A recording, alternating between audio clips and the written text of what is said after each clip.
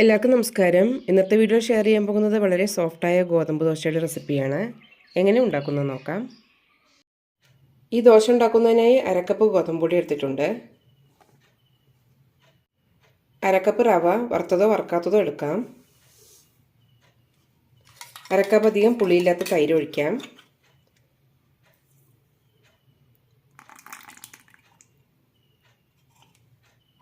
രണ്ട് table spoon അവിൽ കുതിർത്തിട്ടുണ്ട്, അതുകൂടി ഇടാം. ഏത് അവിൽ വേണമെങ്കിലും എടുക്കാം.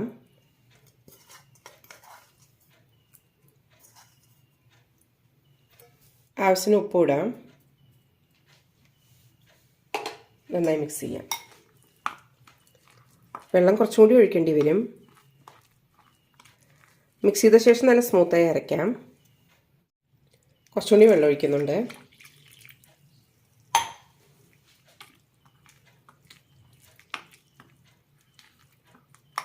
പെട്ടെന്ന് തയ്യാറാക്കാൻ പറ്റുന്ന ഒരു ബ്രേക്ക്ഫാസ്റ്റ് റെസിപ്പിയാണ്.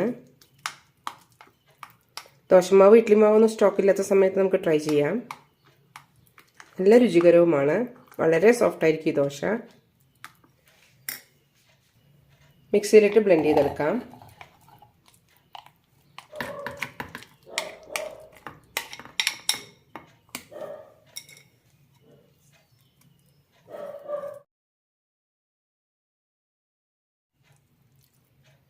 സ്മൂത്തായി അരച്ചിട്ടുണ്ട്. ഇതൊരു ബൗളിലേക്ക് മാറ്റാം. മാവ് നല്ല കട്ടിയായിട്ടുണ്ട്. ഇതിലേക്ക് 2 ടേബിൾ സ്പൂൺ കൂടി വെള്ളം ഒഴിക്കാം.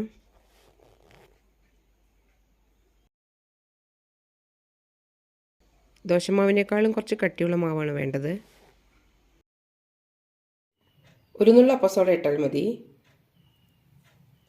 നന്നായി മിക്സ് ചെയ്യാം.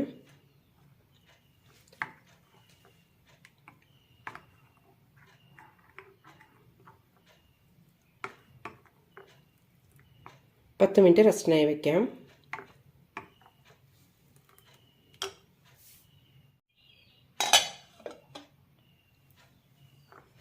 പത്ത് മിനിറ്റ് ആയിട്ടുണ്ട്. ദോശ ഉണ്ടാക്കാം. ദോശ ഒഴിക്കുന്ന സമയത്ത് പാൻ നല്ല ചൂടായിരിക്കണം.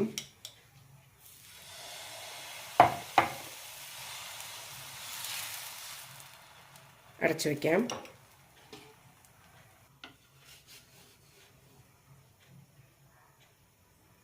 നല്ല സോഫ്റ്റായി തന്നെ കിട്ടിയിട്ടുണ്ട്.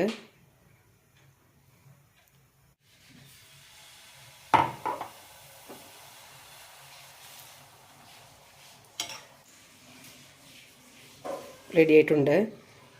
പുറം ഭാഗമെല്ലാം നന്നായി ചോന്ന് കിട്ടിയിട്ടുണ്ട്. ഇതും എടുക്കാം.